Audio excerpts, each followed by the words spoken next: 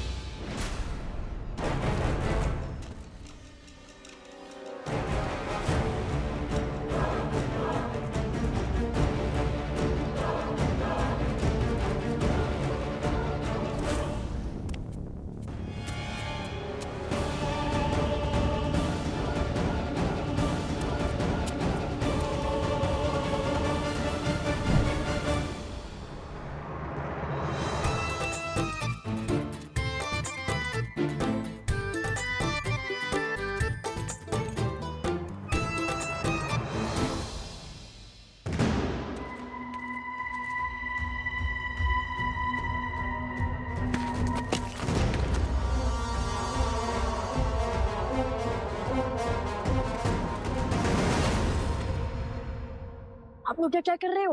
अरे शस्त्र आपके हाथ में कैसे? असुरों के अस्त्र लेकर आए हो? कहीं पलड़ा तो नहीं बदले तुम लोगों ने? अरे नहीं, ये तो हम तुम्हारी सहायता के लिए लाए हैं।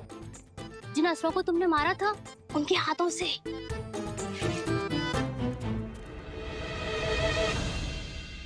वैसे मेरा सुझाव मानो और हो ही जाओ उनके साथ, क्योंकि हम 2 हैं और वो 100, और हमारे पास तो तीर भी नहीं बचे। अब कैसे लड़ेंगे उन असुरों से? मैंने क्या कहा था कुश? शक्ति के साथ युक्ति लगानी होगी हमें।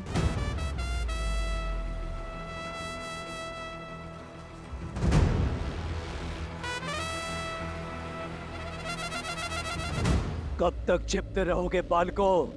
सामने आओ। जितनी मेरी सेना को थकाओगे उतनी ही पीड़ादायी मृत्यु देंगे महाराज तुम्हें।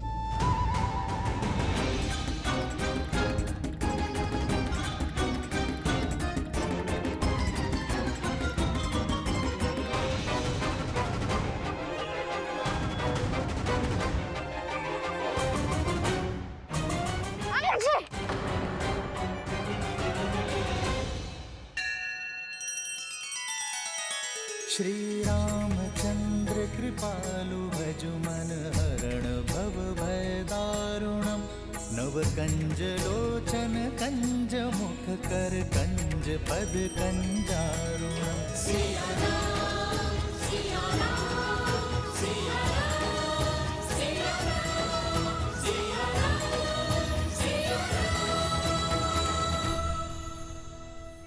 आक्रमण! भागो!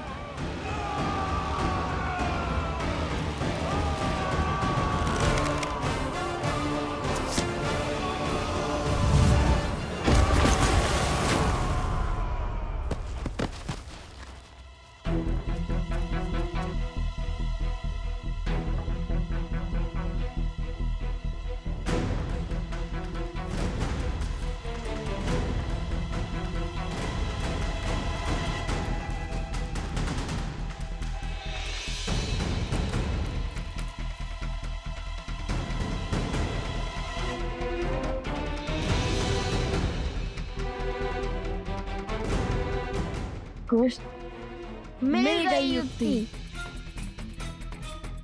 उन्हें फंसाने की। अरे एक एक करके बोलो ना। सैनिकों, वहां देखो पत्थर की ओर।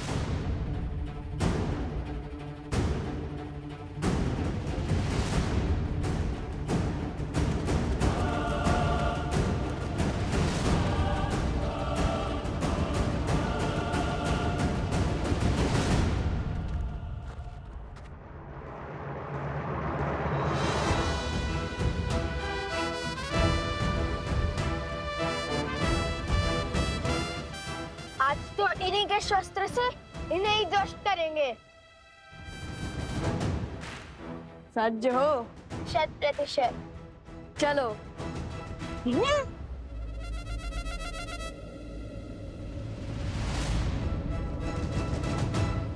युक्ति तो तुम्हारी अच्छी है, किंतु शक्ति मात दे गई। ये चट्टान तो बड़ी खट्टी निकली।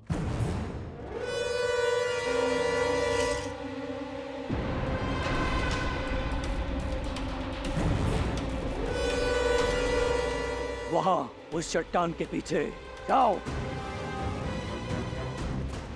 बुद्धि के साथ साथ हनुमान जी जैसा बल भी होता तो कितना अच्छा होता। चट्टान को संजीवनी की भांति इनके ऊपर फेंक देते।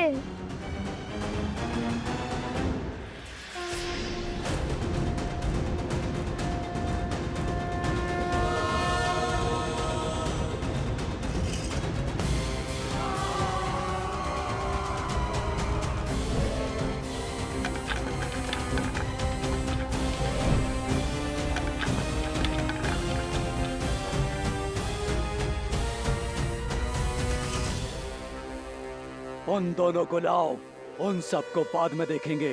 जाओ।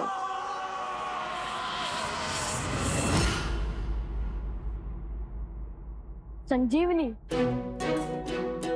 कुश, रोने धोने के माध्यम से ही सही, किंतु युक्ति बड़ी अच्छी देते हो तुम। यदि हमें चट्टान को अस्त्र बनाना है तो या तो हमें चट्टान से बलशाली होना होगा या तो चट्टान को हमसे कम भारी।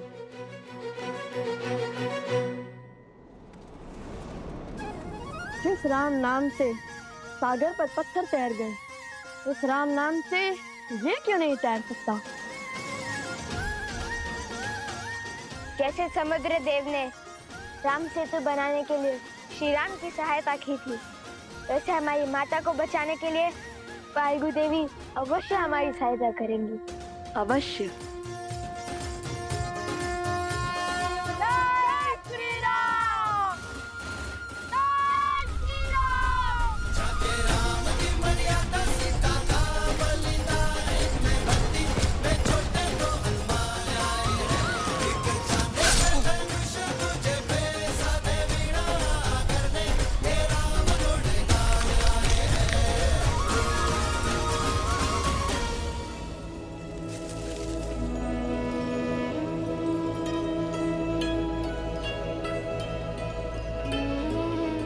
अच्छी युक्ति सुझाई लव ने। लव कुश की शक्ति और चतुराई अद्वितीय है।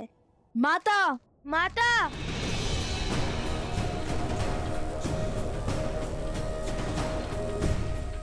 अपनी माता को खोज रहे हो, नहीं मिलेगी। जितना विलंब हमारी माता की सूचना में लगेगा, उतना ही इस भूमि पर हाहाकार मचेगा। एक भी असुरों को जीवित नहीं छोड़ेंगे वन देवी के पुत्र। तुम जैसे असुरों को तो रोज लड़ाते हैं हम। चुटकियों में अंत कर देंगे तुम्हारा। तो साहसी,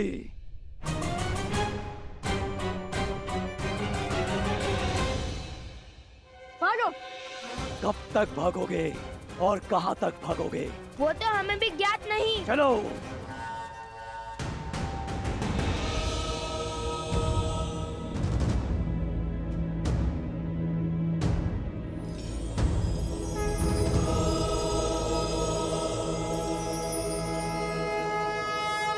हम सज्ज हैं।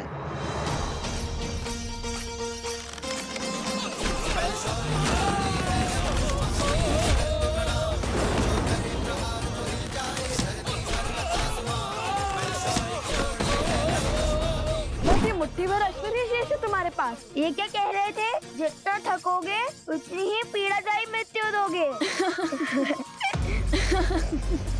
अब मारो।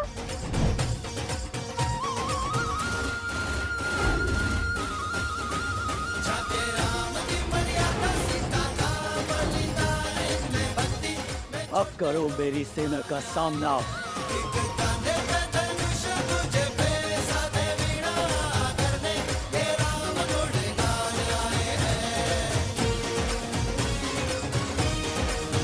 जय श्री राम।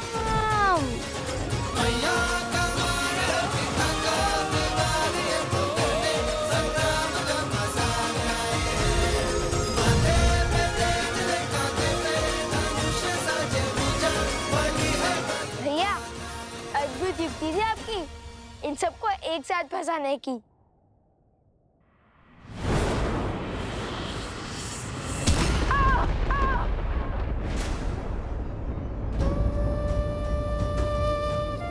कुश,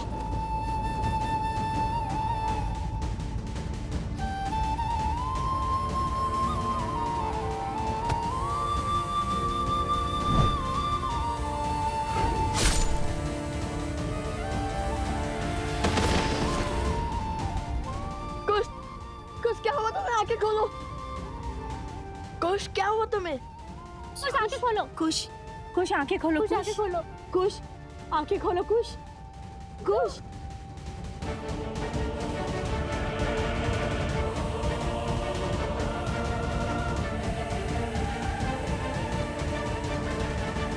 अद्भुत। वहां पुत्र को चोट लगी और यहाँ माता की आंखों से आंसू बह रहे। कितना सुंदर संबंध है, किंतु शीघ्र ही हर संबंध की डोर काट दूंगा मैं।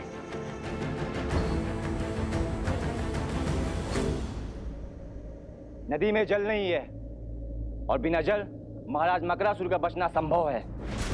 ऋषि असुरी ने भी अपने तप से उनकी बढ़ती हुई शक्ति पर संशय लगा दिया है। बांध को तोड़कर नदी को जल से भरना ही होगा। चलो मेरे साथ।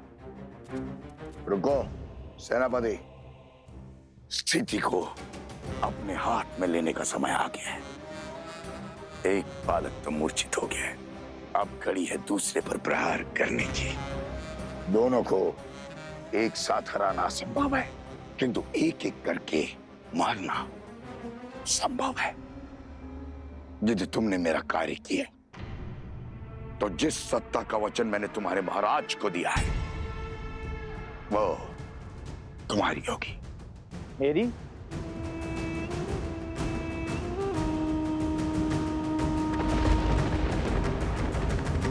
कुछ आंखें खोलो। कुछ कुछ आंखें खोलो। कुछ कुछ उठो। कुछ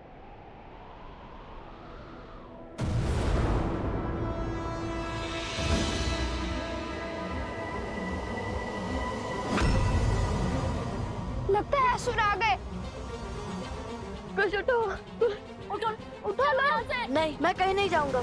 कुछ उठो, आप लोग जाओ, मैं कुछ के साथ ही रहूंगा।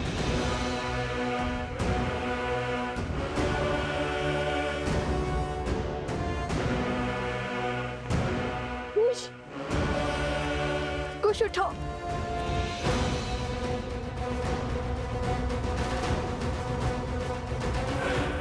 कुछ उठो।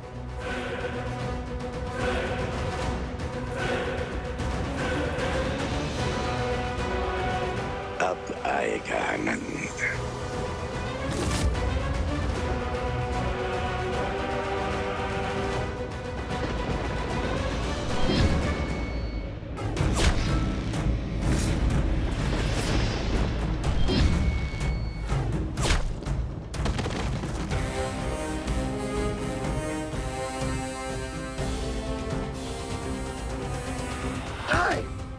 नहीं, नहीं। किसने सहायता की इनकी?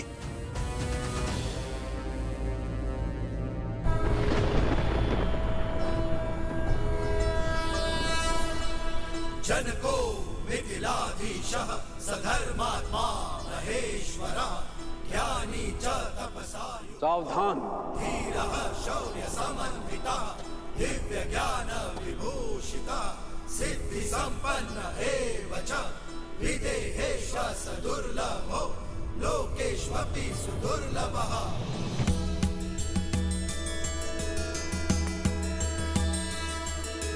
जनको मिथिलाधीशः सधर्मात्मा महेश्वरः ज्ञानी च तपसा युक्तो धीरः शौर्य समन्वितः दिव्य ज्ञान विभूषितः सिद्धि संपन्न एव च विदेहेष्व सदुर्लभो लोकेष्वपि सुदुर्लभः लोकेष्वपि सुदुर्लभः।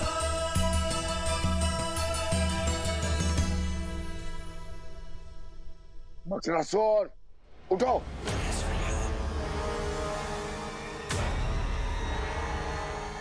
हाथ पर हाथ खड़े बैठकर क्या देख रहे हो? जाओ, बांध को तोड़ो। जाओ।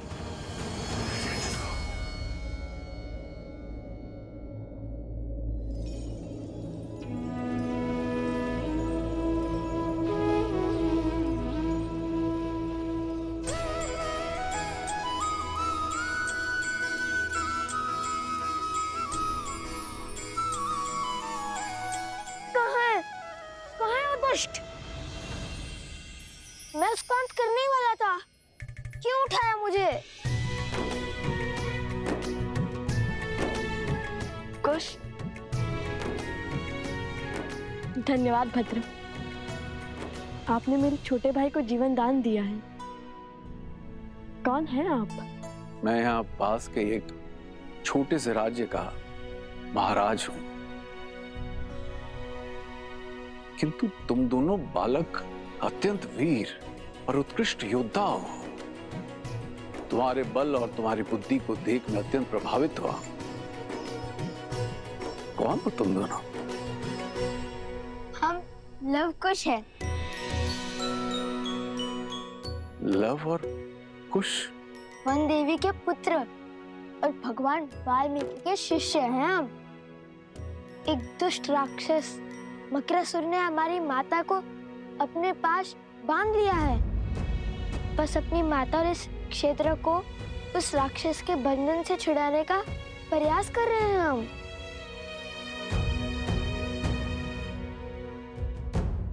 तो इस कार्य में मैं भी तुम्हारी सहायता करूंगा।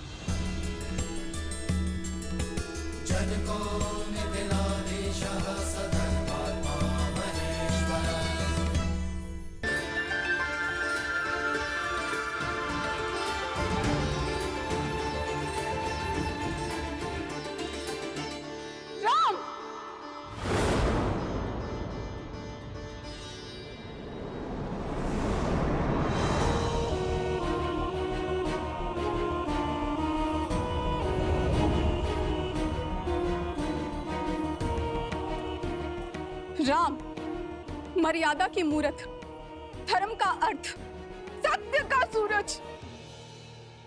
क्या यही है तुम्हारी मर्यादा? क्या यही है तुम्हारा सत्य, तुम्हारा धर्म? तुम्हारे सेवक इस वानर ने छला है मुझे। तुमने छला है मुझे। अब मैं संसार को दिखाऊंगी कि कितने बड़े झूठे, छलिए और अधर्मी हो तुम।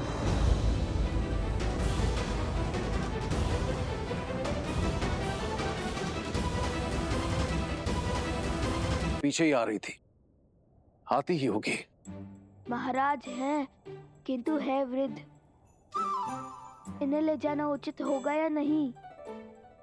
वृद्ध भी है और ज्ञानी भी। ये तो और भी बुरा है। हर क्षण ज्ञान की वर्षा करते रहेंगे। समय पहले से ही कम है। माता प्रतीक्षा कर रही होंगी। तुमने कुछ कहा पुत्र? हाँ, नहीं नहीं, मेरा अर्थ है कि सहायता करने के लिए धन्यवाद। किंतु हमें इसकी कोई आवश्यकता नहीं। हाँ, अगर आप सहायता ना करें तो वो सबसे बड़ी सहायता होगी। हमने अपनी माता को वचन दिया था कि उनकी रक्षा हम करेंगे, इसलिए अब उन्हें बचाने भी हम ही जाएंगे। और आप अब वृद्ध भी हैं, इतनी दूर से आए हैं, थक गए होंगे ना, इसलिए आप विश्राम कीजिए। हाँ, किंतु ज्ञान अवश्य ले सकते हैं हम आपसे। हाँ, अपना ज्ञान और अनुभव अवश्य साझा करें हमसे, किंतु अभी नहीं। अभी तो माता की रक्षा करनी है ना।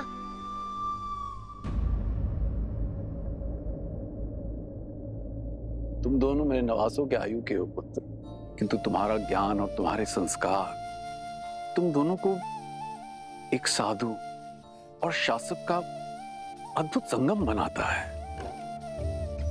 चलो, मैं तुम दोनों की किसी और रूप में सहायता कर देता हूं। बदले में केवल इतनी लालसा है कि मैं उस देवी के दर्शन कर सकूं जिसने तुम जैसे शूरवीरों को जन्म दिया और ऐसे संस्कार दिए।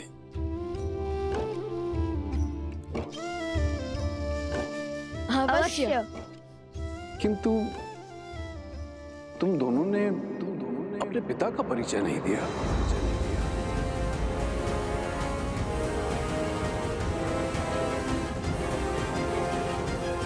जैसे आपको मिलने की लालसा है, वही हमारे पिता भी हैं।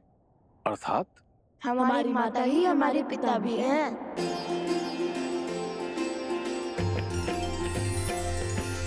राम सिया राम जय जय राम। राम सिया राम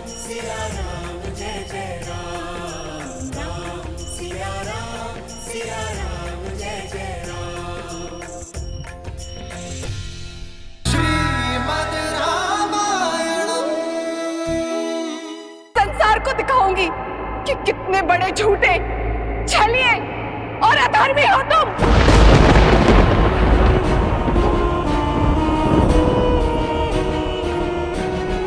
मैं आपकी पीड़ा समझता हूं देवी,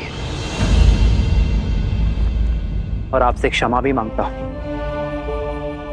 एक पतिव्रता के लिए उसका सुहाग छीन जाना बहुत बड़ा अधर्म है, किंतु एक स्त्री को उसकी इच्छा के विरुद्ध उठा ले जाना उससे भी बड़ा अधर्म है देवी। और जो आपके पति ने किया, और साथ में अधर्मी का साथ देने वाला, अपने धर्म से अधर्मी की ढाल बनने वाला, उससे भी बड़ा अधर्मी होता है देवी। एक पत्नी होने के पूर्व आप एक स्त्री हैं, और एक स्त्री जब दूसरी स्त्री की पीड़ा से विमुख हो जाए तो उसका कर्म भी अधूरा होता है और धर्म भी। और जो धर्म को छले उसे उसके ही अस्त्र से मारने में ना ही कोई छल है और ना ही कोई अनीति। एक पतिव्रता का वास्तविक अर्थ है अपने पति को धर्म के पथ पर ले जाना, उसकी अधर्म से रक्षा करना, और इस कार्य में आप असफल हुई देवी, क्योंकि आपने अपने धर्म को केवल स्वयं तक सीमित रखा। अपने पति को धर्म के पथ पर ले जाने की चेष्टा के स्थान पर आपने अपने वरदान से उसके अधर्म को कवच दिया। एक स्त्री के साथ हुए अन्याय से अपने नेत्र मूंद कर आपने स्त्री धर्म का अपमान किया। अपने पति के प्रेम में आप उसका पाप नहीं देख पाए। अगले जन्म ये भूल मत कीजिएगा देवी। अगले जन्म आप अपने पति को धर्म की प्रेरणा दीजिएगा, ताकि आप दोनों को मोक्ष प्राप्त हो जाए। पति पत्नी एक दूसरे के पूरक होते हैं देवी। एक का किया धर्म दूसरे को तारता है, तो एक का अधर्म दूसरे के संहार का कारण बनता है।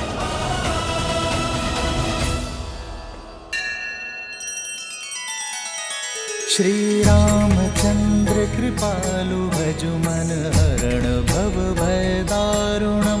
नव कंज लोचन कंज मुख कर कंज पद कंजारुणम।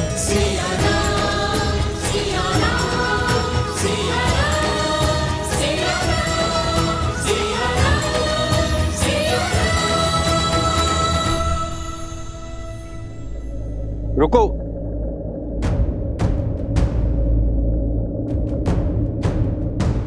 रुकने का समय नहीं है भद्र, हमें शीघ्रता दिखानी होगी।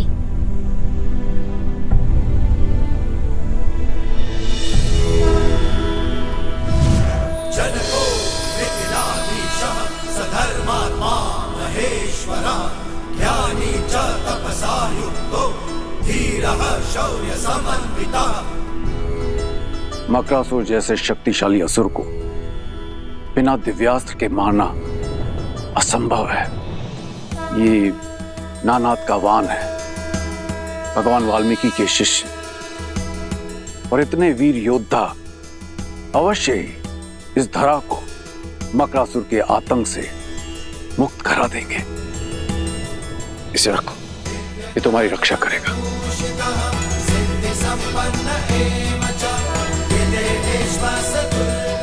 विजयी भव।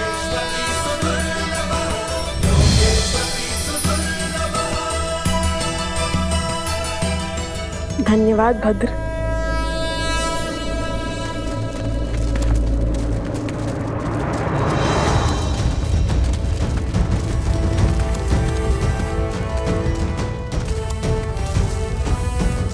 ये कौन है? ये मेरी सेना है। मिथिला की सेना? मैं मिथिला नरेश जनक हूं।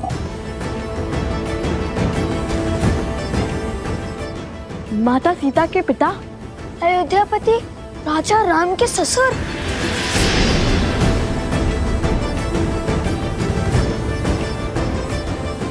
कितना अद्भुत संयोग है।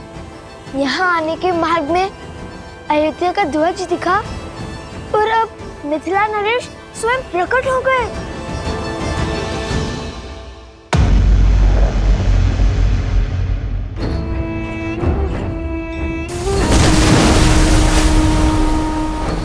टूट गया बांध, टूट गया बांध। उठो उठो मकरासुर, उठो।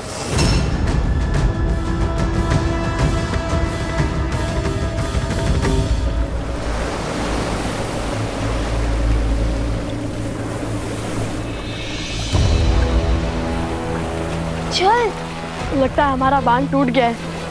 शीघ्र चलो कुश।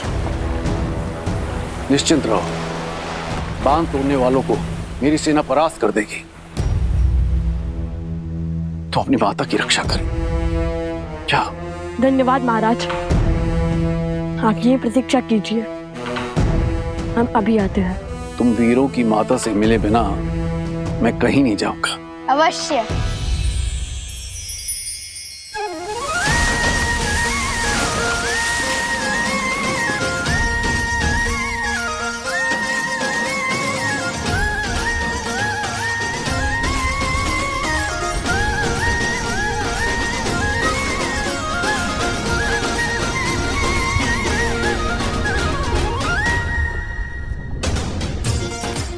सज हो कुश।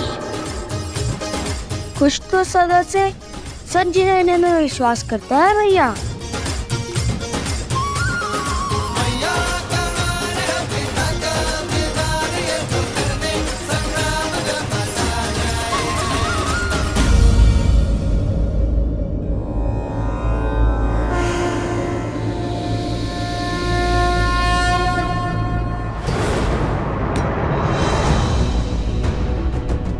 वो दोनों इसी दौर आ रहे हैं मकरासुर। समय कम है, शीघ्र अतिशीघ्र सीता का तप तोड़ना होगा। जल प्रवाह के साथ तुम्हारी शक्तियां भी लौट आई है।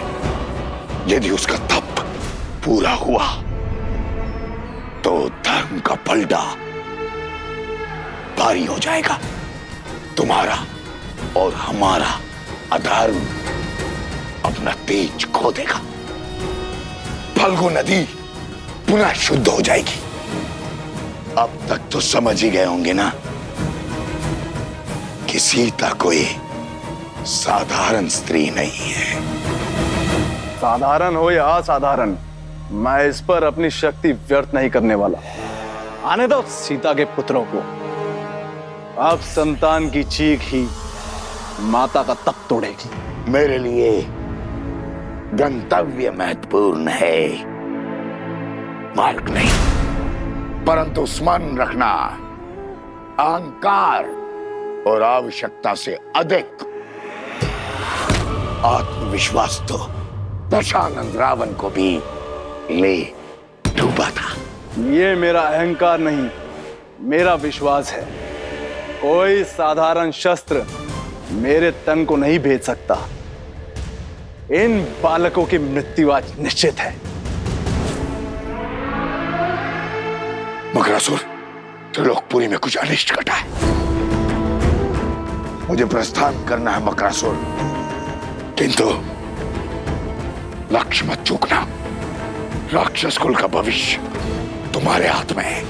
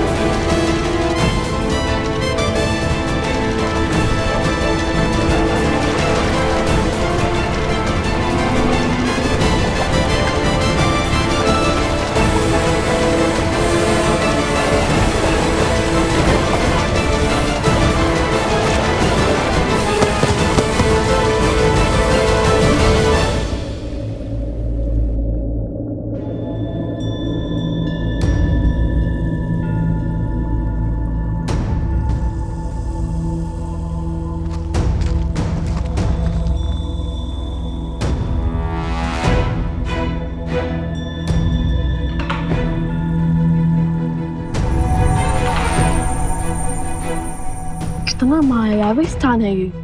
जहाँ देखो हीरे मोती रत्न चकमका रहे हैं। यहाँ वो मकरासुर इतने वैभव से जी रहा है और वहां ऊपर बेचारे गांव वाले दरिद्रता के दलदल में फंसे हैं।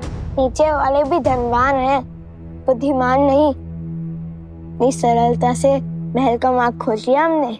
आज इसके हर पाप का अंत करेंगे हम। देवी फल्गु को उनकी शुद्धता लौटाएंगे हम। बुद्धिहीन को तो फिर भी क्षमा किया जा सकता है, किंतु उसके साथ साथ अधर्म और अहंकार को भी।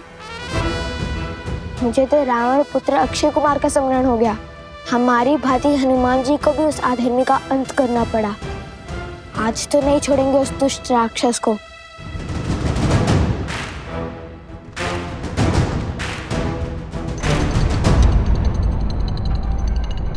उफ भैया, ये मकरासुर नहीं मूर्खासुर है। कम से कम द्वार तो बंद कर लेता। यदि इसे हमारे जैसे गुरु मिलते तो ज्ञान भी मिल जाता उसे। किसी को मूर्ख समझना अहंकार का भाव होता है कुश। इसे मन में मत आने दो। और यदि मकरासुर को हमारे जैसे गुरुवर का सानिध्य मिला होता तो फिर वो मकरासुर नहीं मकर देव होता ना कुश। बात तो उचित कही भैया। चलो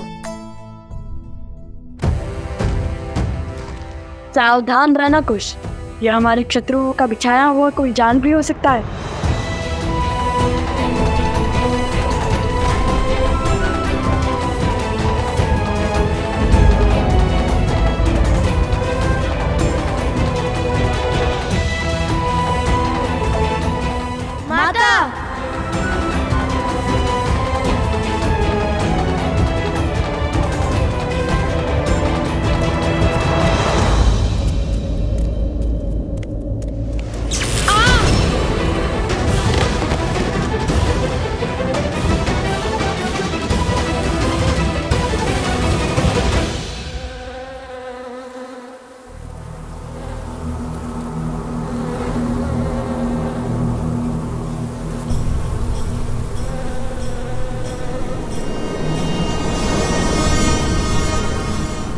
क्या समाचार लाया?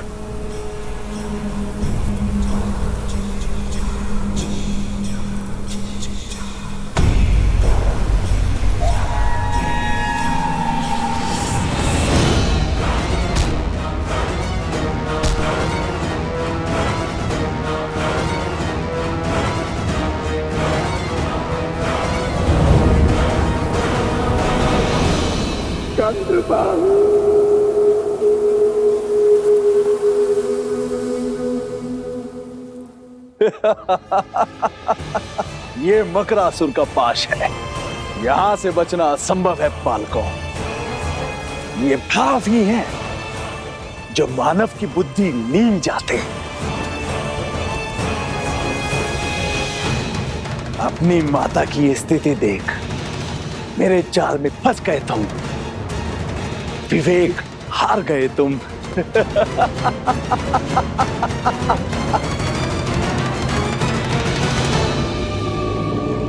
अब बताओ मूर्ख कौन है, मैं या तुम? छिपकर दूसरों की बातें सुनना बुरी बात है मकरासुर। और जिसमें बुद्धि होती है वैसे बुद्धिहीन कार्य नहीं करते। ये मेरी ओर से।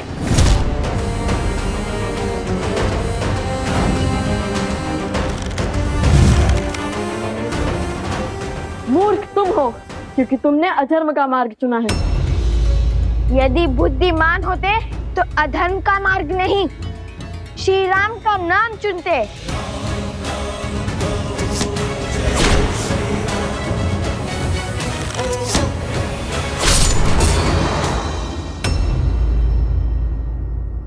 करो प्रयास। ये मकर की त्वचा है और मैं मकरासुर। तुम्हारा कोई बाण मुझे भेद नहीं सकता। ये नानाद का वान है। अवश्य इस धरा को मकरासुर के आतंक से मुक्त करा देंगे।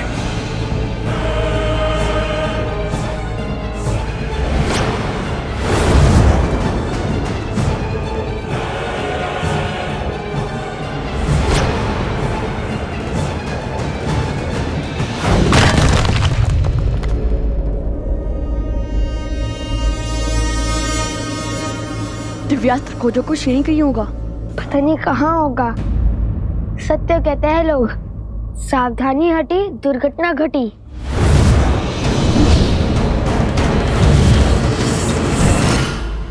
कोश क्या कर रहे हो?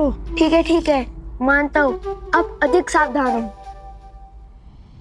इच्छा मांगो, पग पड़ो मेरे, कदाचित दया दिखाकर छोड़ दूं तुम्हें, अन्यथा आज तुम्हारी मृत्यु निश्चित है।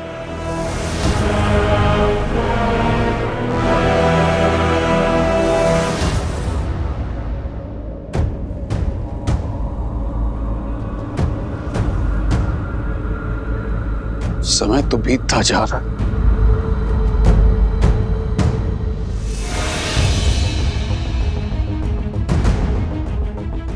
भैया, वो रहा।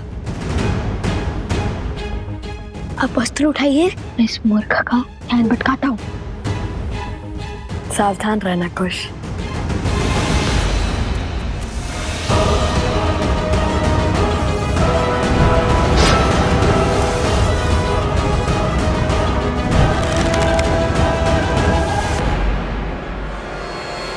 सावधान मकरासुर।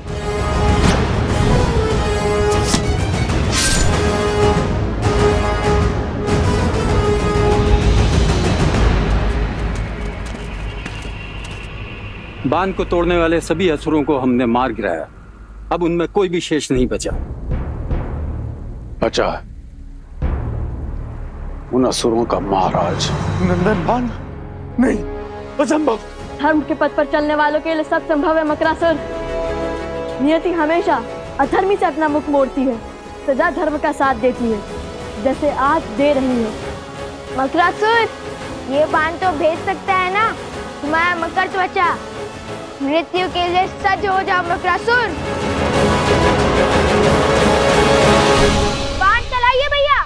नहीं, हम धर्म मर्यादा पुरुषोत्तम श्री राम के भक्त हैं। वो हमेशा अधर्म को एक अंतिम अवसर देते हैं और हम भी देंगे। बोलो मकरासुर, क्या तुम क्षमा मांगकर अधर्म के पथ को छोड़कर धर्म के पथ को अपनाओगे? ये क्या कह रहे हैं भैया? श्री राम का अनुसरण कर रहा हूँ कि यदि वो यहाँ होते तो इस अधर्मी को सुधरने का अंतिम अवसर अवश्य देते। हाँ, देते तो सही। बोलो मक।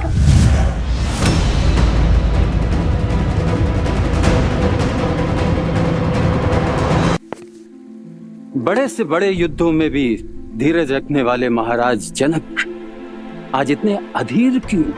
उसका उत्तर तो मैं भी खोज रहा हूं। जाने क्यों ऐसा प्रतीत हो रहा है कि इन बालकों के साथ कोई विशेष नाता है मेरा। मेरे अपने हैं, मेरा रक्त दौड़ता है इनमें, संबंध और स्नेह की जाने किस भंवर में बह रहा हूं। कहा था ना भैया मैंने, सावधानी हटी दुर्घटना घटी। लगता है भयभीत होकर भाग गया।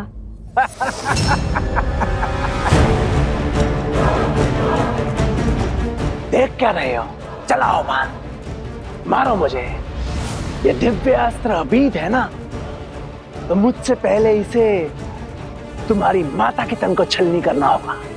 दोस्त, देखा भैया, दे दिए ना अवसर, अब साधिए लक्ष्य।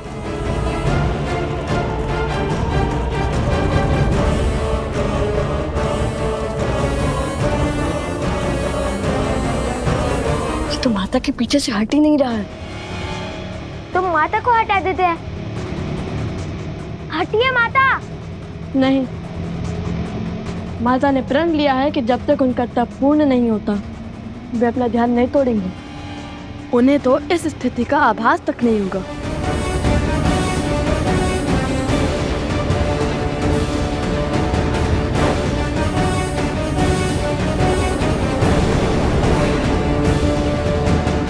यदि लक्ष्य चुका तो?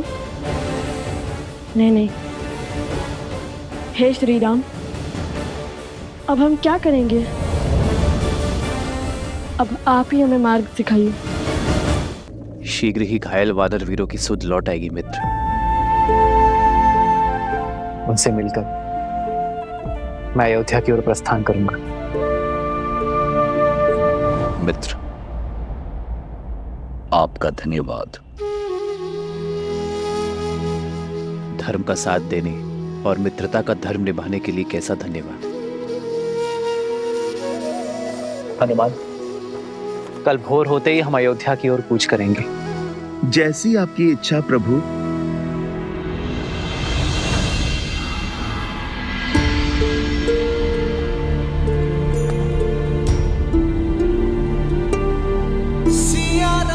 अयोध्या पहुंचते ही मैं राज्य का सारा भार भरत को सौंप दूंगा।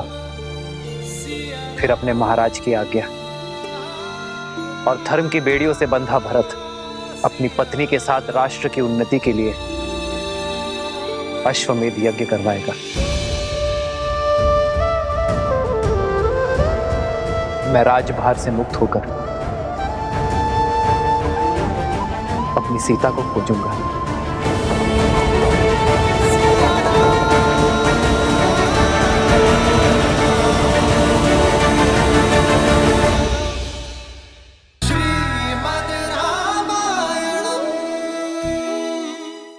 मैं राज्य का सारा भार भरत को सौंप दूंगा।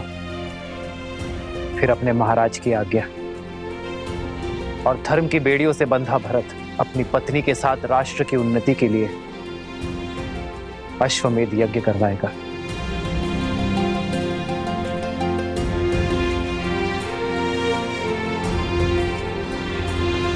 इस भक्त ने जीवन भर अपने प्रभु की सेवा का वचन लिया है। जहां जहां आपके ये पग जाएंगे, वहां वहां इस सेवक का प्रतिबिंब पाएंगे। जो अपने प्रतिबिंब से दूर है, उनका प्रतिबिंब तुम बनोगे हनुमान। मैं राजभार से मुक्त होकर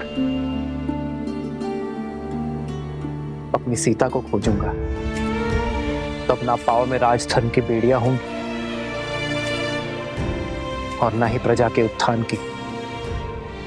उपवन से खिल उठी है मेरी अयोध्या। मेरी सीता मेरी प्रतीक्षा में होगी। तभी तो युद्ध के समय हर घड़ी मुझे सीता का आभास था। इतने वर्ष बीत गए प्रभु, क्या आपको अभी भी विश्वास है कि माता सुरक्षित होंगी? विश्वास सीता की अवस्था पर नहीं, उसके दिए वचन पर है। पुनः मिलने के प्रण पर। सीता का वचन है, शीघ्र ही समय आएगा जब अयोध्या से हर मलिनता नष्ट हो जाएगी, जब राम राज्य एक बार फिर राम सीता को साथ देखेगा। और जब तक ये वचन पूरा नहीं होगा, मेरी सीता को कुछ नहीं हो सकता।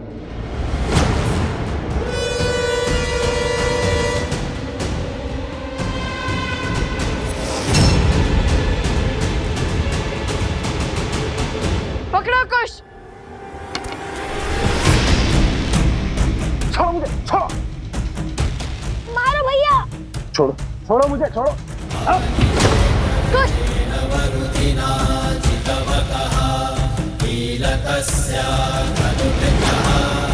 मकरासुर को मारना असंभव है। मैं इक्ष्वाकु वंशज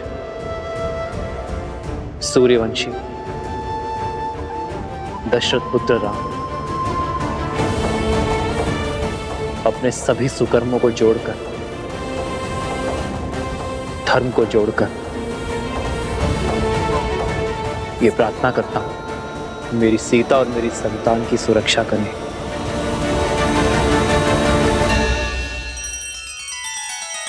श्री रामचंद्र कृपालु भजु मन हरण भव भय दारुणम नव कंज लोचन कंज मुख कर कंज पद कंजारुणम।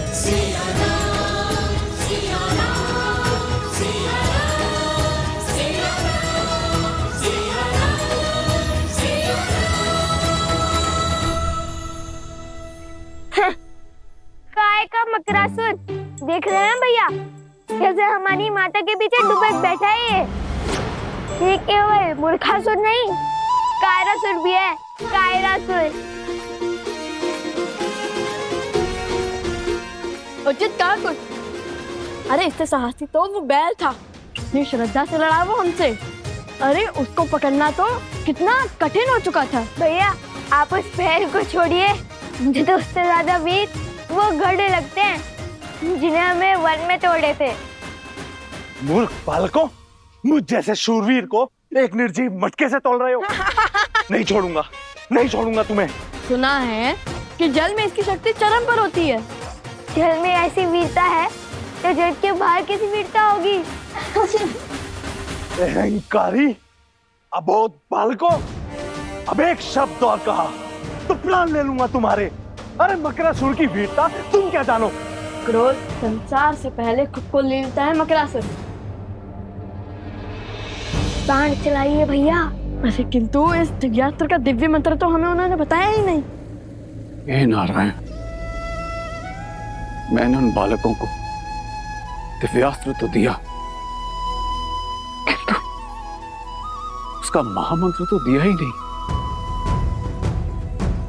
ये कैसा अनर्थ हो गया मुझसे। यदि वो बालक नहीं लौटे तो मैं स्वयं को कभी क्षमा नहीं कर पाऊंगा। उन्हें लौटना ही होगा,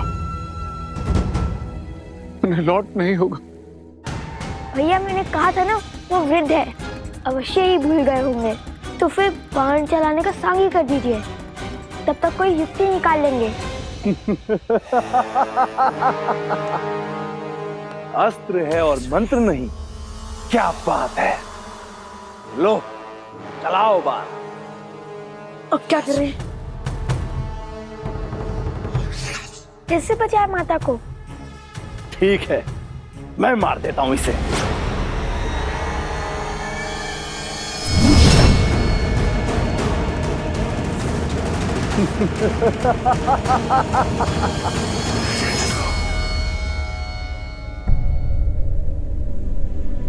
वृक्ष पे बस हरा पत्ता बचा है।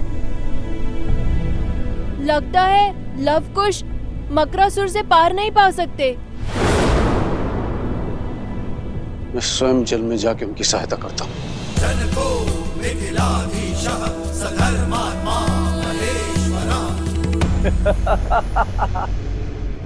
शत्रु का संहार केवल अस्त्र से नहीं, उसके साथ बोले जाने वाले दिव्य मंत्र से होता है। क्या तुम्हारे पिता ने तभी नहीं सिखाया तुम्हें?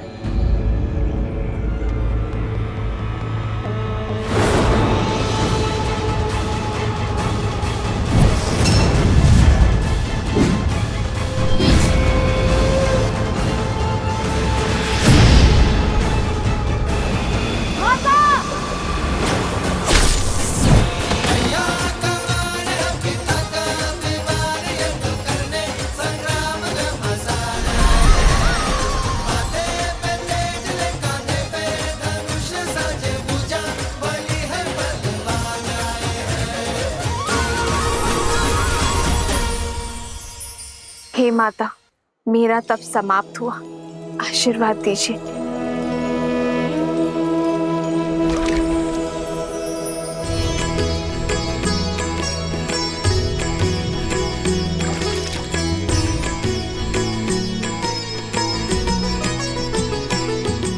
हो लव कुछ बल अतुलित बड़े भाई, धीर लव कुश माता, माता।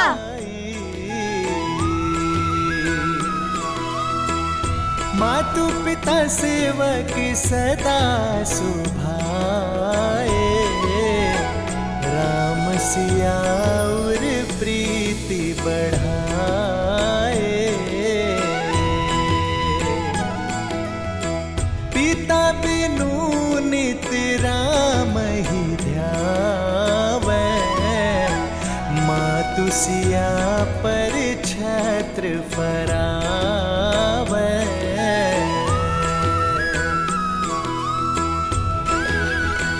वृक्ष फिर से हरा हो गया, अर्थात लवकुश की विजय हुई।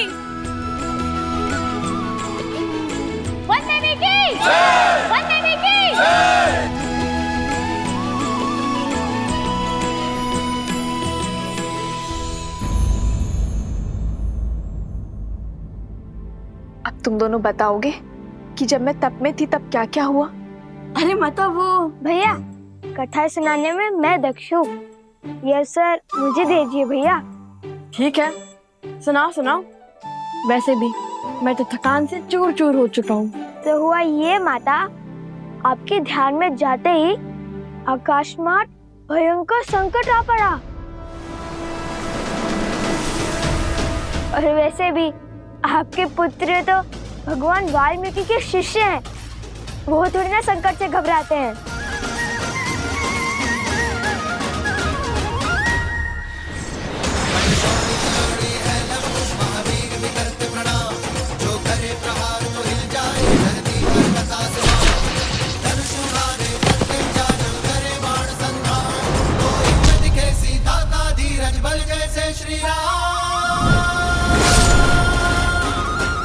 और फिर भैया ने दिव्यास्त्र चलाया।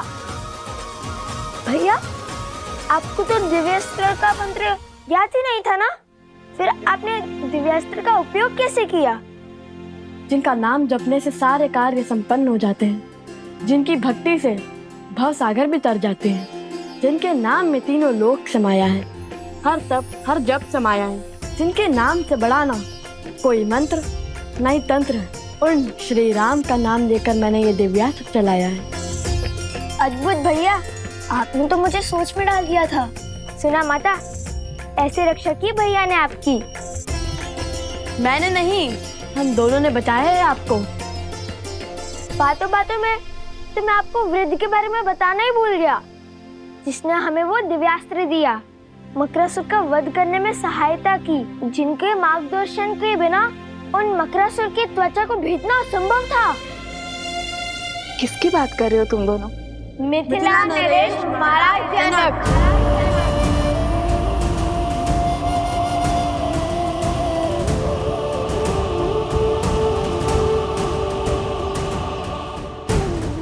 वो तो हमारे साथ भी आना चाहते थे, किंतु मैंने मना कर दिया। बड़े वृद्ध हो चुके हैं ना वो, इसीलिए। किंतु अभी भी नदी तट पर आपकी प्रतीक्षा कर रहे हैं वो। उन्होंने कहा कि जिस स्त्री ने तुम जैसे पुत्रों को जन्म और संस्कार दिए, उनसे मिले बगैर वो कहीं नहीं जाएंगे। शीघ्रता से चलिए माता, वे अभी भी हमारी प्रतीक्षा कर रहे होंगे। महाराज जनक। हाँ माता, किंतु उनका नाम सुनते ही आप इतनी चिंतित क्यों हो गई? माता, संकट टल चुका है, अब सारी चिंता छोड़िए और हमारे साथ चलिए। सब आपकी प्रतीक्षा कर रहे हैं, और वो वृद्ध सज्जन भी।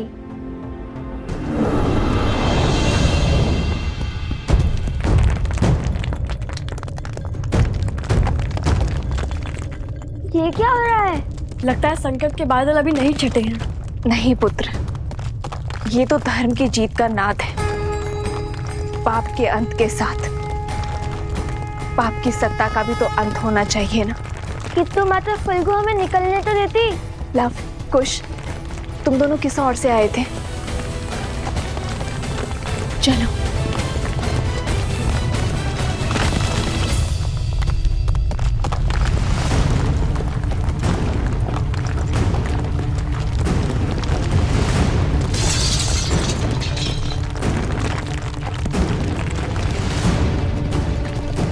भूमि हिल रही है।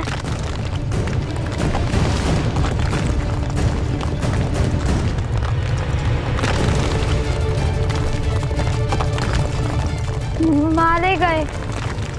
नहीं पुत्र, मारा वो जाता है जो अपना साहस खोता है।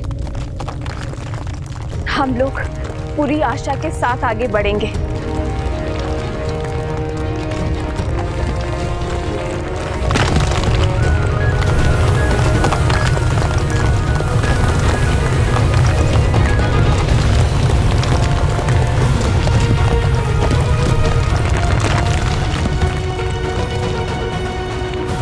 कहाँ रह गए ये लोग? अब तक तो उन्हें आ जाना चाहिए था। मेरा मन तो बहुत घबरा रहा है। धर्म की रक्षा करने वालों को अधर्म कभी भी हरा नहीं सकता। तो आते ही होंगे। लव कुश, मेरा हाथ थामो। हाथ तो आप मेरा थामिए माता। इस रहम का ज्वार में मेरा हाथ छूट सकता है, किंतु यदि आपने मेरा हाथ थामा तो कभी नहीं छूटेगा।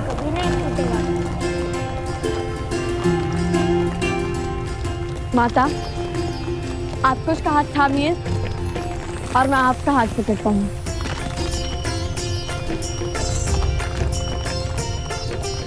आज न माता पुत्रों का हाथ छोड़ेंगी और न पुत्र माता का वचन है। रघुकुल रीत सदा चली आई, प्राण जाए पर वचन न जाए। राम सिया राम जय जय राम। अधर्म तो मर गया, अब धर्म और मर्यादा की रक्षा आप करना फाल्गु माता।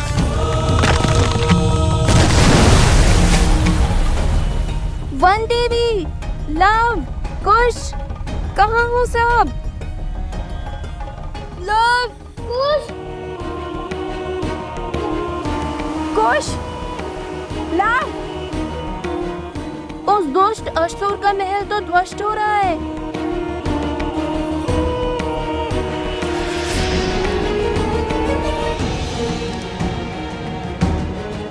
कहीं लव कुश और वनदेवी को कुछ नहीं होगा उन्हें, लौटेंगे, अवश्य लौटेंगे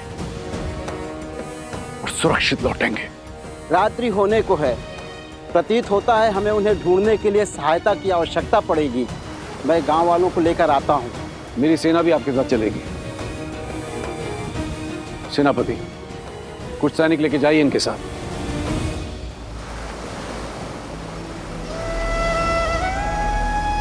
हे नारायण, रक्षा कर।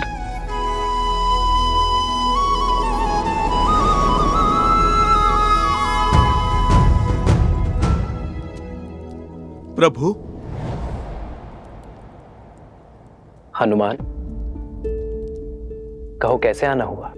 प्रभु को कर्तव्य में उलझे देखा तो चला आया ये सेवक सेवा करने। कर्तव्य का भार उतारने की ही तैयारी कर रहा हूं हनुमान। भरत को अयोध्या का राज्य सौंपना है, तो बस अश्वमेध यज्ञ के लिए आमंत्रित अतिथियों की सूची पढ़ रहा था। कर्तव्य और दायित्व केवल बहाने हैं, सत्य तो केवल एक ही है। उस काली रात्रि के पश्चात आप कभी ठीक से सो ही नहीं पाए प्रभु। कदाचित हर रात्रि जाग कर बिताने वाले केवल हम ही नहीं हैं हनुमान।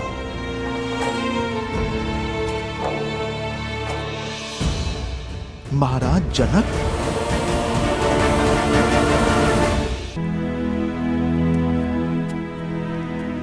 जो क्षमा इतने वर्षों से मैं स्वयं को नहीं दे पाया, आशा करता हूं हनुमान कि मेरी सीता के माता पिता वो क्षमा मुझे दे पाए। प्रभु, बड़े ज्ञानी है महाराज जनक। आपका निर्णय और उसके पीछे का कारण महाराज अवश्य समझते होंगे। जाने से पहले माता सीता ने उन्हें समझाने के लिए पत्र भी तो लिखा था। जानता हूं हनुमान, सीता के समझाने पर वे अवश्य समझे होंगे, किंतु संसार में ऐसा कोई जीव नहीं जो अपने जीवन से पौत्र या नवासे का सुख खोकर दुख नहीं मनाएगा।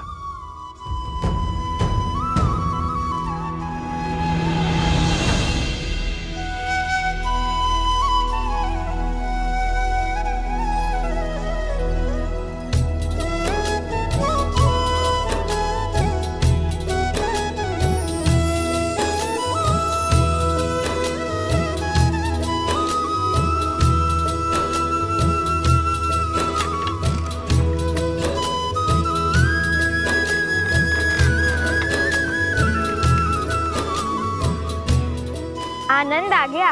क्या यात्रा थी। लगा मानो देवी फल्गु ने गोद में उठाकर प्रेम भरा झूला झुलाया हो। धर्म के पथ पर कठिनाइयों की धूप के साथ साथ सुकर्मों की शीतल छांव भी आती है पुत्र। माता शीघ्र चलिए, महाराज जनक आपकी प्रतीक्षा कर रहे हैं। तो क्या हुआ, भक्त को भगवान की प्रतीक्षा करनी ही पड़ती है।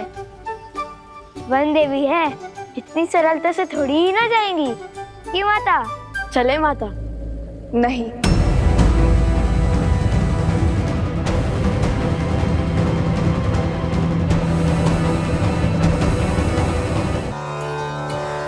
मेरा अर्थ है कि फाल्गु माता ने हमारी इतनी सहायता की, हमें सुरक्षा दी, तो मैं उनके दर्शन कर उन्हें धन्यवाद देना चाहती हूँ। बात तो उचित है। ठीक है कुश, तुम यहीं रुककर माता की रक्षा करो, मैं महाराज जनक को यहाँ लेके आता हूँ। उसकी कोई आवश्यकता नहीं है लव। किसकी आवश्यकता नहीं है? महाराज को लाने की? तुम्हारे यहाँ रुकने की। तुम दोनों जाओ। और वैसे भी अब तो यहाँ किसी असुर का भी भय नहीं है। मैं एकांत में पूजा करना चाहती हूँ। जैसी आपकी आज्ञा। रुको, मिथिला के महाराज से इस दशा में मिलोगे? तनिक अपने केश तो संभाल लो।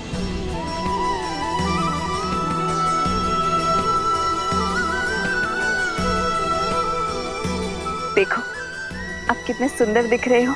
और हाँ, याद रहे महाराज जनक मेरे पिता के समान है, तो उनके आदर में कोई कमी नहीं रहनी चाहिए। समझे तुम दोनों? समझे लव भैया, पूरे सम्मान से बात करना। ये लव के लिए नहीं, ये उपदेश तुम्हारे लिए था नटखट। समझ गया।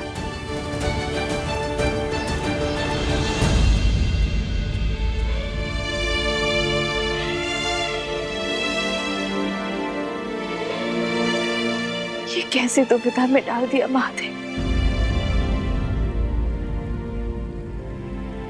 शीघ्र ही लवकुश पिताश्री को यहाँ ले आएंगे, और यदि उन्होंने मुझे यहाँ ऐसे देख लिया तो नहीं।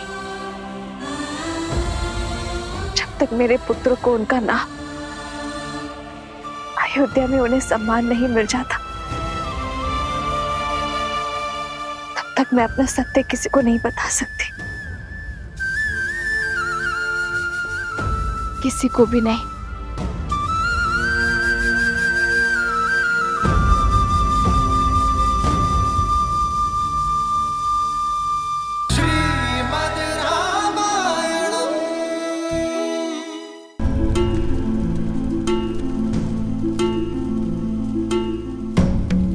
वन देवी और उनके पुत्रों ने हमें उस दुष्ट मकरासुर के आतंक से मुक्त किया है। हमें उनकी विजय ने दूसरा जीवन दान दिया है। हमें भी थोड़ी सहायता करने का अवसर प्रदान कीजिए महाराज। धर्म का मार्ग तो सबके लिए खुला है। सेनापति जी, हमारी सेना की एक टुकड़ी को कहिए कि इस क्षेत्र में चारों ओर फैल जाए। मुझे किसी भी मूल्य में दोनों बालक और वन देवी चाहिए, और हमारी सेना की एक टुकड़ी जल के भीतर भी जाएगी, जिसका नेतृत्व हम स्वयं करेंगे।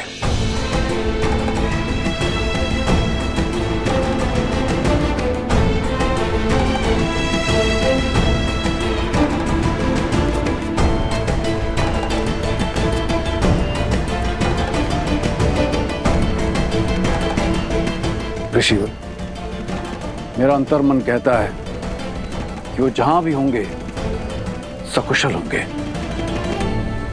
महाराज,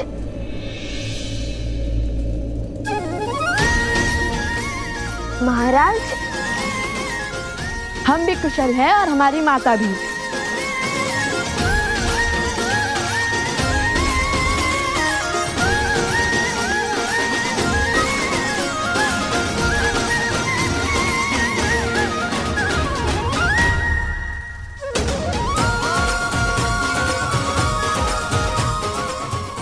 अरे झील में तो पहले ही भीगे हैं, अब क्या अपने आंसू से भी भिगोएंगे हमें? जानता था असंभव को संभव करके ही लौटोगे, विजयी होकर लौटोगे। जब उस राक्षस का महल ध्वंस हुआ तब भी तुम्हारे बल पर हमें संदेह नहीं हुआ, किंतु वन देवी कहाँ है? सुरक्षित है। देवी फल्गु की प्रार्थना कर रही है। धन्यवाद जो करना है उन्हें। किंतु मैंने तो भूल से तुम्हें महादिव्य मंत्र दिया ही नहीं। मकरासुर का वध कैसे किया तुमने? दिव्य मंत्र नहीं मिला तो क्या हुआ? हमारे पास तो सदैव ही श्री राम की भक्ति की शक्ति रहती है। मैंने श्री राम का नाम लिया और वो बाण साधा और उसने मकरासुर का वध। श्री राम के नाम में अत्यंत शक्ति है।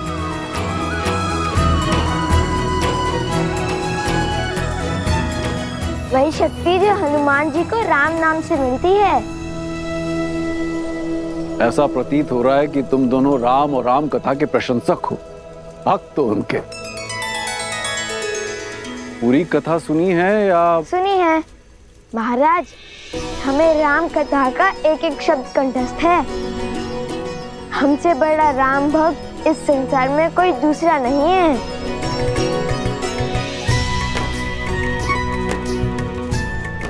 लगता है आपने हमारी पूंछ पर ध्यान नहीं दिया।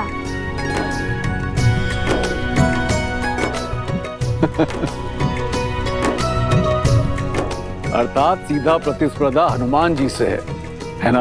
प्रतिस्पर्धा होती तो कब के जीते होते, क्योंकि लव कुश हनुमान जी से भी बड़े राम भक्त हैं। जब भी संकट में होते हैं तो श्री राम का नाम लेते हैं, श्री राम का अनुसरण करते हैं, और जब भी दुख के बादल छाते हैं तो देवी सीता का नाम लेते हैं।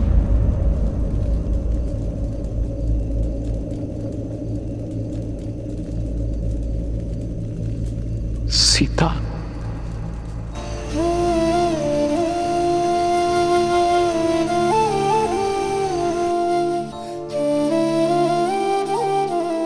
पिताश्री।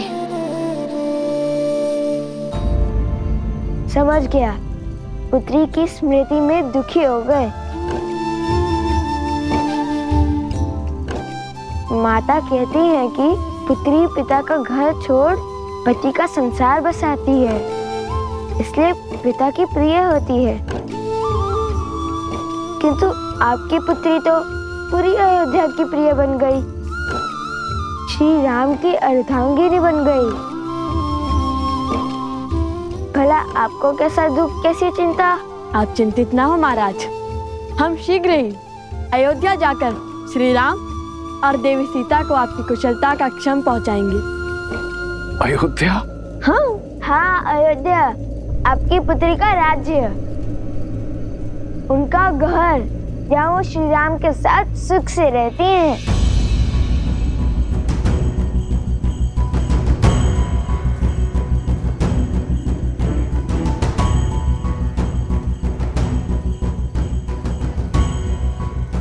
राम कथा का अंतिम अध्याय है।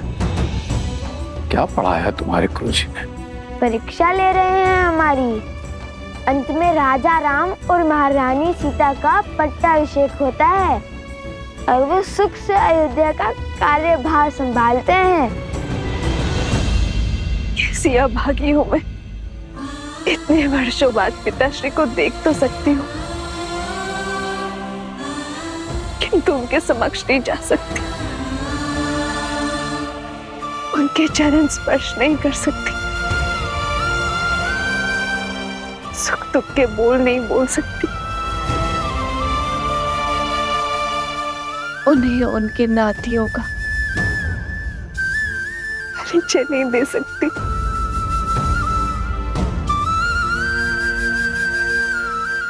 हे प्रभु, कैसा धर्म संकट है ये।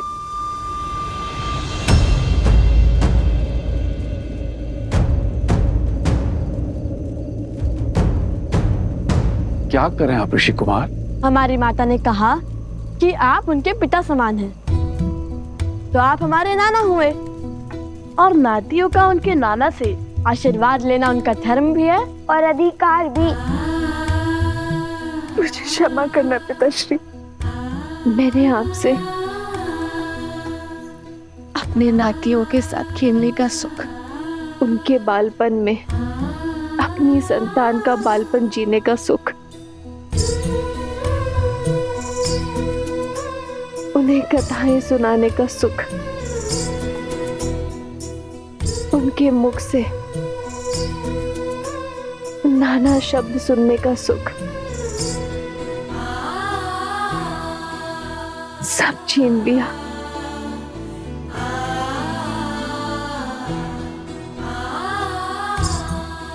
कितने अभागे हैं मेरे लवकुश जो मिथिला के ज्ञान से वंचित है। ननिहाल में उन्हें मिलने वाले प्रेम से दूर रह गए मेरे लवकुश। अब तो साक्षात देवी सीता के पिता और श्री राम के ससुर हैं। हमें शीघ्र ही उनसे भेंट करने का आशीर्वाद दे दीजिए ना। आशीर्वाद के लोभ से प्रणाम? हाँ हाँ जानता हूँ, लोभ से प्रणाम करना बुरी बात होती है।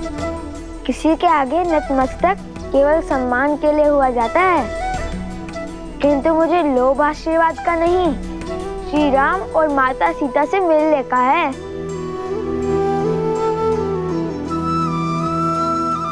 ईश्वर सदैव तुम्हारे हृदय को भोलेपन से भरा रखे।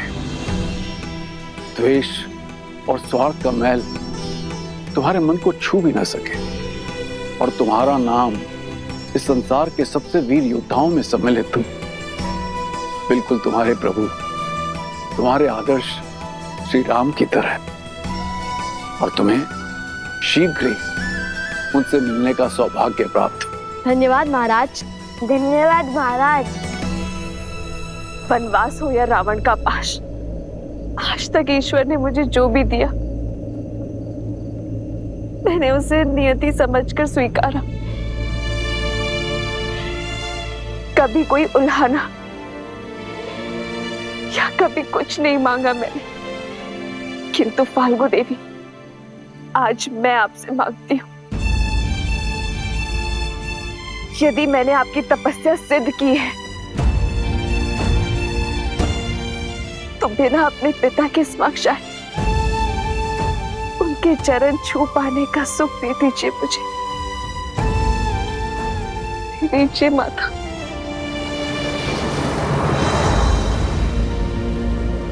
तुम दोनों से मिलकर लगता है कि तुम दोनों मेरे अपने हो, मेरा अपना अंग।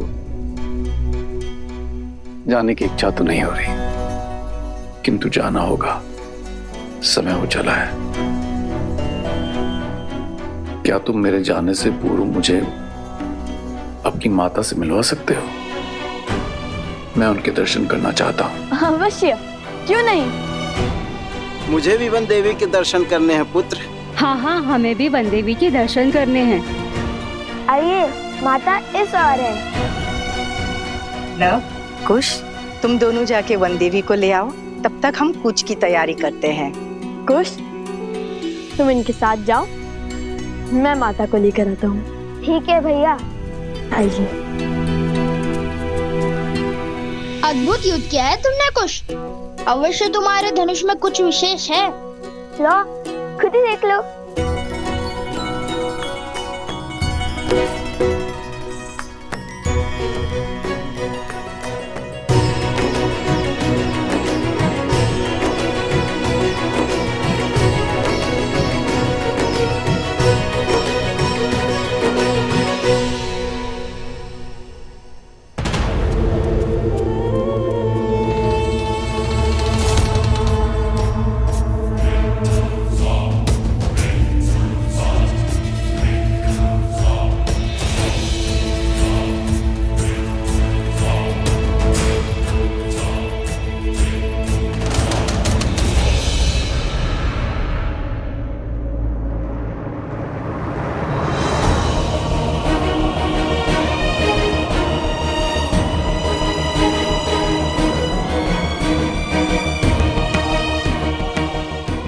मेरी विनती सुनिए फाल्गु माता, मेरी विनती सुनिए।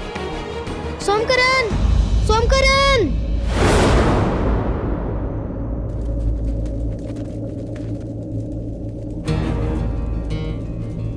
कुश, कुछ तो अनिष्ट है, या अवश्य ही कुछ की कोई शरारत होगी। आप सब यहीं रुकिए, मैं आता हूँ। सैनिकों, लव के साथ जाओ।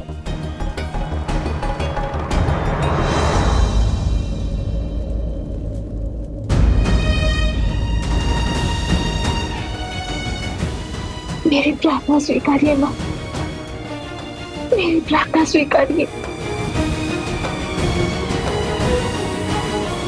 क्या हुआ कुश?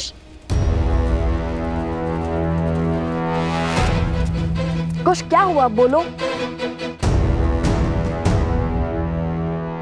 कुछ बोलो भी। सोमकरण। क्या हुआ गुरु माँ? वो राक्षस सोमकरण को ले गया उस और मुझे जटुकरण ने अपने प्रश्न में उलझा रखा था। मेरा धनुष भी उसके पास था। पता नहीं कब वो असुर आया और फिर हमने सोमकरण की चीख सुनी।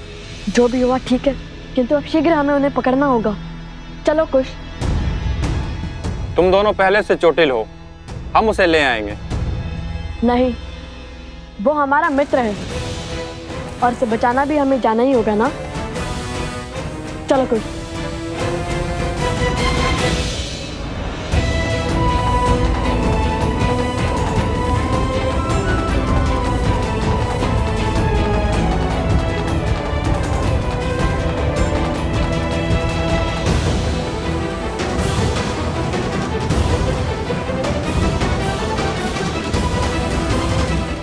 सीता, ऐसी घोर काली रात्रि में बिना प्रकाश के हम वन देवी के दर्शन कैसे कर पाएंगे?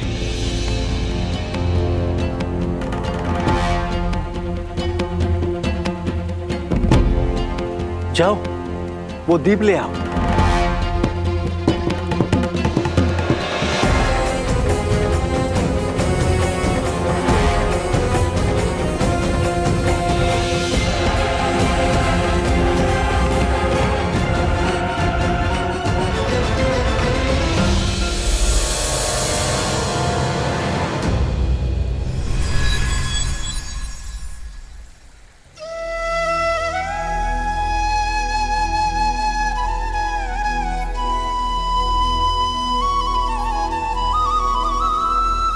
वन देवी, आपके दर्शन पाकर हम धन्य हुए। आपके पुत्रों को देखकर दो राजकुमारों का स्मरण हो आया, राम और लक्ष्मण। वर्षों पहले मिथिला पधारे थे। उनकी माता में भी एक परिचित मुख को देखने की आशा थी, किंतु आप तो उनसे भी अधिक अलौकिक हैं।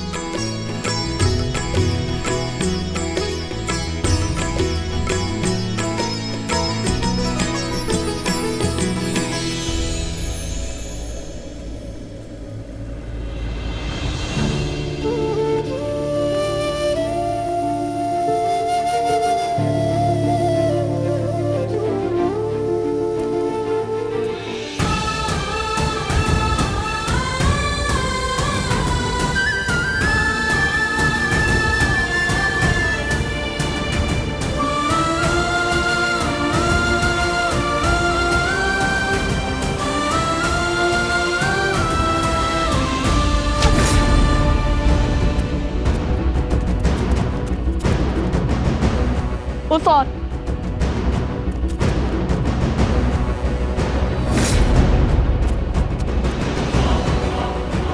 सोमकरण, वो रहा।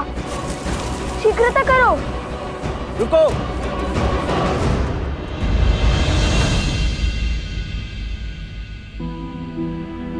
आप सब यहाँ? और माता? माता कहाँ है? मैंने वन देवी के दर्शन पाने का सौभाग्य पा लिया है। वो अभी भी मौन धारण किए देवी फाल्गु की आराधना में लीन है। मेरी इच्छा पूर्ण करने के लिए, मुझे ये सुख देने के लिए धन्यवाद माता। ये मेरा नहीं, आपके सुकर्मों का, आपकी शुद्ध भक्ति का प्रताप है देवी सीता। मैं आपके तप से प्रसन्न हुई, परंतु अब मुझे आपके पुत्रों से कुछ चाहिए। मेरे पुत्रों से? अच्छा माता। ऋषिवर, आपने हमें क्यों रोका? कुंभकर्ण के प्राण संकट में हैं। समय नहीं है हमारे पास। कुछ नहीं होगा तुम्हारे मित्र को, क्योंकि उस असुर को सोमकर्ण के नहीं तुम्हारे प्राण चाहिए। अपने राजा मकरासुर की मृत्यु का प्रतिशोध चाहिए। तो क्या अपने प्राण बचाने के लिए अपने मित्र के प्राण दांव पर लगाएंगे हम? कदापि नहीं। उचित कहा भैया। वैसे भी जिस राजा को मार गिराया उसके सेवक को तो यूं धराशायी कर देंगे हम। इसमें कोई संदेह नहीं है कि वो असुर तुम्हारे वीरता के समक्ष टिक पाए। इतने घमासान युद्ध के बाद भी तुम्हारा साहस देख अत्यंत प्रसन्नता हो रही है। ये मेरा सौभाग्य होता यदि मुझे तुम्हारे साथ युद्ध करने का अवसर मिलता। किंतु हमारे तो आपसे कोई पैर ही नहीं है, फिर आप क्या हमारे साथ युद्ध करना चाहते हैं? कुश, वे हमारे साथ असुरों से युद्ध करना चाहते हैं, हमारे विरुद्ध नहीं। ओह, परंतु आपकी आयु जानता हूं वृद्ध हो चुका हूं, इसीलिए तुम्हें संकोच, किंतु मैंने इस आयु तक जो अर्जित किया है उसकी सहायता अवश्य लेना।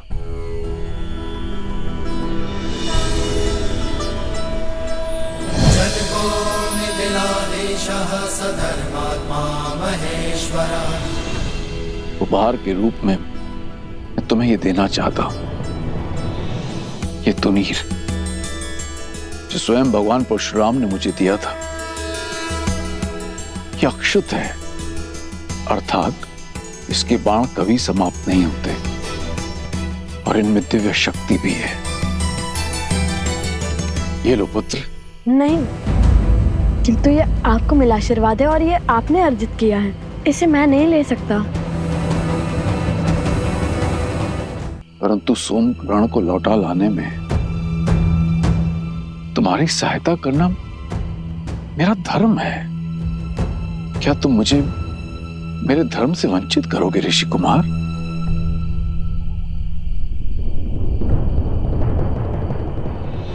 दिव्य ज्ञान विभूषितः सिद्धि संपन्न एव च विदेहेश्वास दुर्लभो लोकेश्वपि सुदुर्लभः लोकेश्वपि सुदुर्लभः।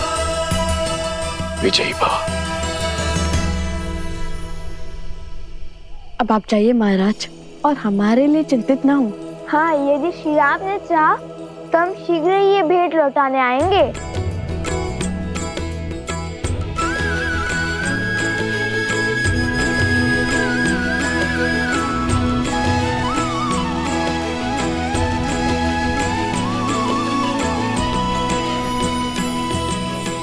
चलो कुश, माता का आशीर्वाद लेकर हम सोमकर्ण को खोजने चलते हैं। अभी तुम्हारे कार्य शेष हैं। माता फल्गु तुमसे कुछ चाहती हैं। हमसे? हमसे क्या? उत्तर नहीं देना था तो बोलते थे, क्यों आंखें क्यों मूंद ली? कुश, वे ध्यान कर रहे हैं। क्षमा ऋषिवर, अब ये मौन रहेगा।